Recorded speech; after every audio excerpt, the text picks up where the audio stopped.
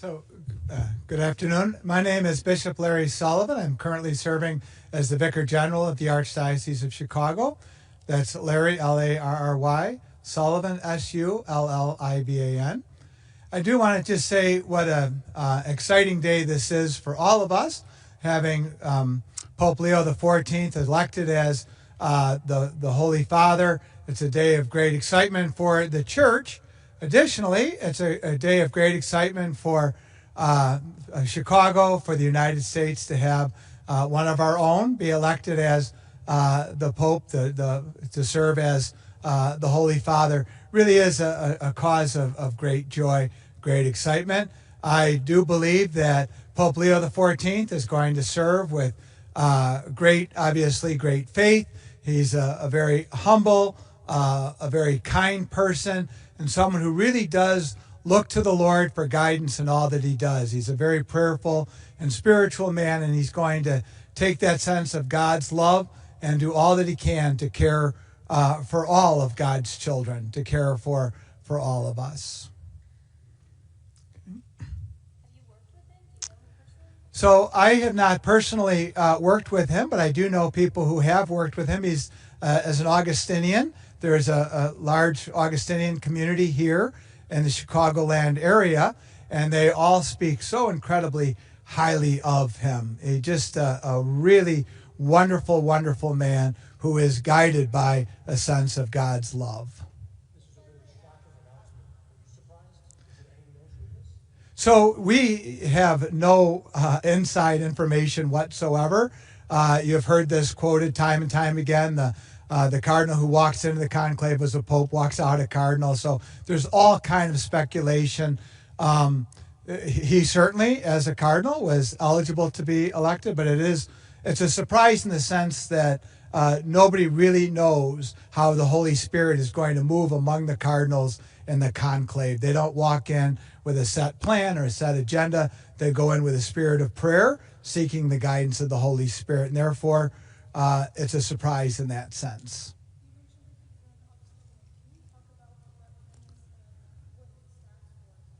Certainly. So the Augustinian community is based upon St. Augustine, and the Augustinians live in community, and they have wonderful institutions of education, both higher and lower education, so run high schools, universities. Villanova is certainly the most prominent of those universities. They serve as pastors of parishes. They really take care of the people of God in a wide variety of ways, with a special devotion to St. Augustine, that rule in which they're called to live their lives. They come together to pray. They share meals together. There's that Augustinian spirituality that they bring. There's any number of religious orders, and then Father Greg and I are both secular priests, so I was ordained for the Archdiocese of Chicago and then named a bishop by Pope Francis. The Augustinians are ordained into a community, not into a specific location. So that's kind of like the biggest difference. What exactly does this mean for the community of Catholics in Chicago? How big of a deal is this for everybody that, considers themselves Catholic, comes to church? So honestly, the most important thing is that a successor of St. Peter has been elected. So no matter who that person was going to be a source of great joy and a source of great happiness for us. One of the things that we believe strongly is that we are children of God first and foremost. And so while there's a sense that we're proud he's from Chicago, we're proud that this is the first Pope from the United States of America, of course that's a sense of pride. But Pope Leo XIV is first and foremost a child of God, and that means he is here to serve all of God's people. We also know that Pope Leo XIV served for many years in Peru, and so he has a real hands-on knowledge of what it means to serve the poor and to help those who are in need. So while there's a sense of pride, it really is secondary to the fact that a successor of St. Peter has been elected and is now going to serve as our spiritual leader, as the vicar for Christ here on earth. Do you believe, however, that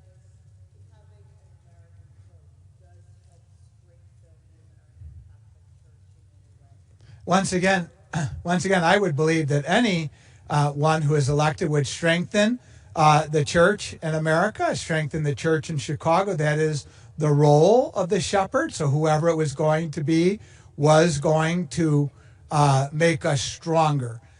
Given that, I would say that he brings a wide variety of perspectives. He brings what it means to have been born in Chicago, what it means to have been educated here in the United States, what it means to serve in Peru. As the head of Congregation of Bishops, he was very, very familiar with the worldwide church. And so he brings in many, many areas of expertise and many, many experiences. And of course, being born and raised in Chicago is one of those experiences that he brings. And so obviously that's a special connection.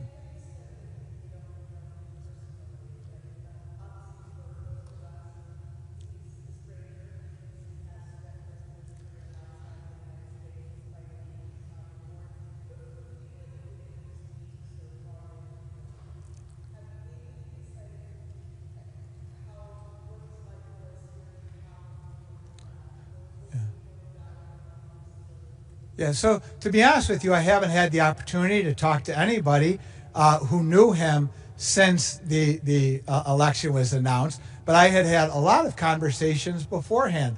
I have been hearing wonderful stories about Cardinal Prevost long before there was any consideration that he might have been elected as the Pope. So I certainly know of him through a lot of stories, and all of those stories are that he is a kind, caring, faithful, spiritual man who has done everything in his power to serve the Lord and to serve God's people. So I haven't talked to any of my friends who are Augustinians yet. I am looking forward to those conversations. But again, everything I've heard about him prior to this has always been just extraordinarily kind and nice things about him and great leadership abilities.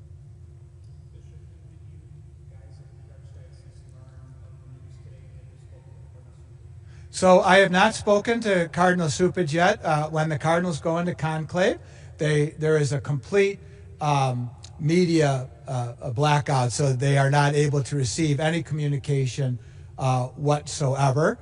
I was at our pastoral center, kind of like our headquarters, and we were all watching it together on big screen television. So all the different departments, everybody came down together as a sense of great excitement and building up, and there's just been so much talk about this, a sense of great energy. And then when we were slowly figuring out that we knew him, there's always a time delay with the media reports, like, depending upon your internet speed and that. So it actually had kind of broken first by someone's phone before we had all watched it together, and so it was just kind of like this building momentum.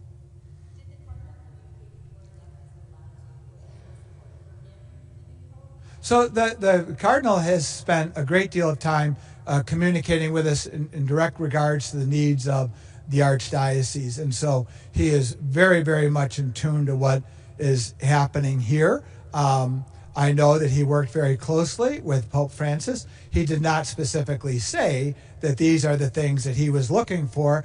I would say that he entered into the conclave completely open to the movement of the Holy Spirit. I would say that he did not go in with an agenda, but he did go in telling us to make sure that we keep moving in the right direction. He was very concerned about us here. He loves the Church of Chicago. He wants the best of Church of Chicago, and he was putting us hard at work. When I say the right direction, we're moving in a direction. So he has a mission, he's got a plan, he has a vision, which all leaders do. And he wanted to make sure that just because he was going to be in Rome, that we were not going to continue the good works that we're already doing. So when you say what the mission is, it's all things that we've been working on, building up a sense of parish vitality, working on towards making sure that everybody can have an opportunity to have a personal relationship with the Lord. That is Cardinal Supage's number one priority, that we help people enter into a relationship with Jesus Christ.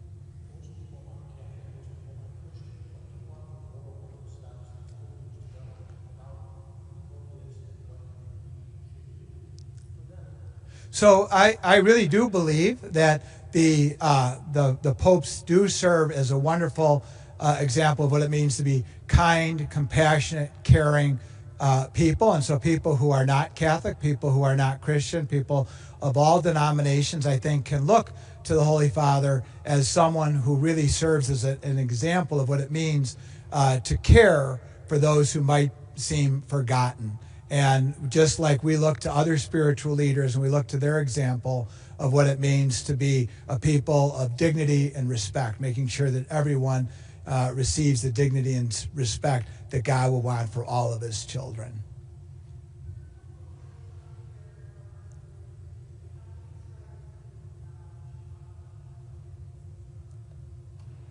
So I am a lifelong Catholic. We will be celebrating Mother's Day this weekend. I recognize that my faith came first and foremost from my parents, from my mom and my dad and my family. I also believe that my experience at grammar school helped to form my faith, and I believe that the experiences that I have had here in Chicago have helped me understand the importance of living a life of faith. And I would suspect that whether you're from Chicago or not, that's the experience that Pope Leo XIV will be bringing with him, a real sense of faith being a priority, faith being at the center of the way we live our lives. And I think that that's something he understands extraordinarily well.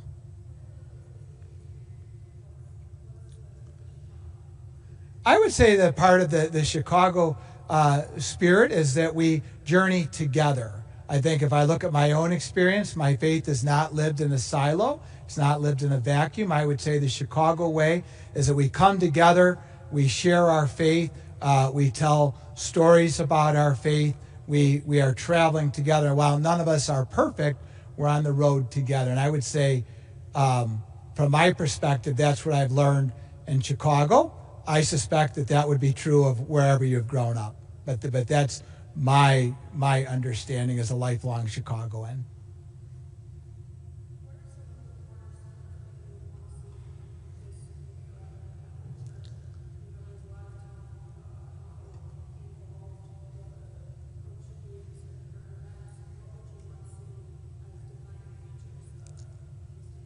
So I think it's very important that the Pope does speak up for the voiceless. I think it's important for the Pope to speak up for those who cannot speak up for themselves. And I think that Pope Francis was certainly someone who cared for those who were living on the fringes, who could easily be forgotten. And I strongly suspect that Pope Leo XIV will do the same thing. He will give voice to the voiceless. And I think that really is our responsibility.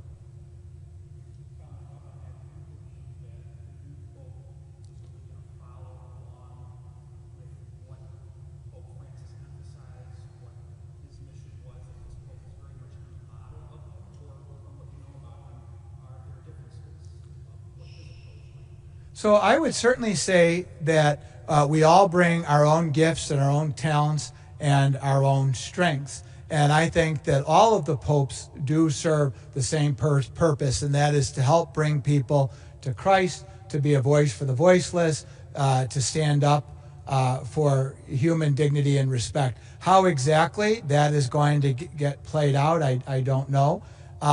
Pope Leo XIV is not a successor of Pope Francis. He's a successor of St. Peter. So in whatever way that he feels he can best be that vicar for Christ is what he's going to do. It's not quite like political candidates where you're kind of following in a platform or an agenda. The platform is the same.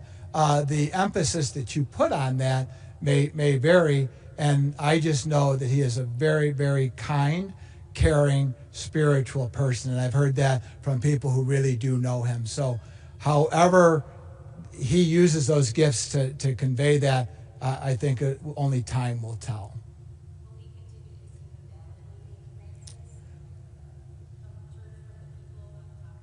I certainly think that that's a part of who we are. I think oftentimes people look at synodality as like a consensus, it's a vote. Synodality is really about us sharing our stories. It's not about counting numbers, so we're going to go in direction A as opposed to B. Synodality is about everyone recognizing the presence of the Holy Spirit in their life and how they feel God is leading them. It's not about building factions or camps or get one way over another. That's really not what synodality is about, and so it is confusing.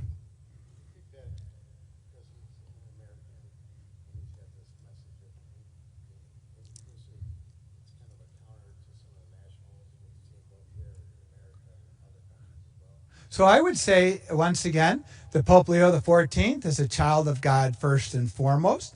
I would say that he is going to live that out in very predictable ways, standing up. In terms of nationalism, obviously, the Pope is the spiritual leader of 1.2 billion people. He's going to be speaking for them, and the people of God are not confined to national boundaries. He is not an American at this point.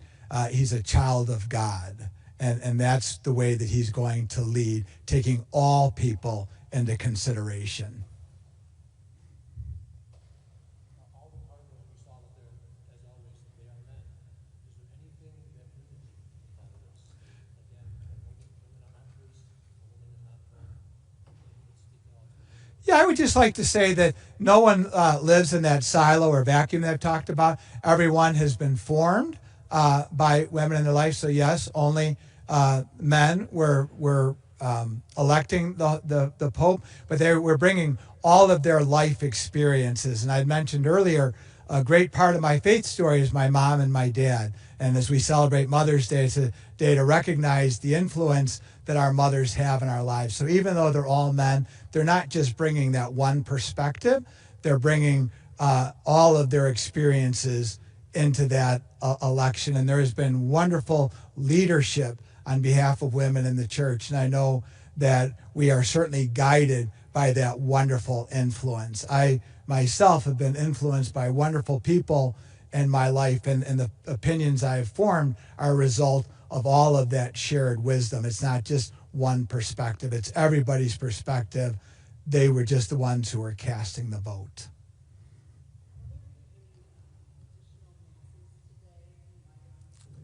So we're going to have so throughout the Archdiocese, parishes will be doing a wide variety of things.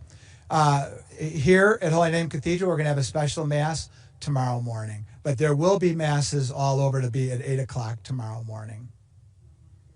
Yes. And do you know when the Cardinal will return, and he'll make some remarks as well about his experience there? No, we have not been able to be in contact with the Cardinal. As you can imagine, there is so much going on. He will be here as soon as it's appropriate, and then he will absolutely be making a comment. The Cardinal cares a great deal about the church, and he is going to want to spread this message of good news. But we don't know when he'll be back.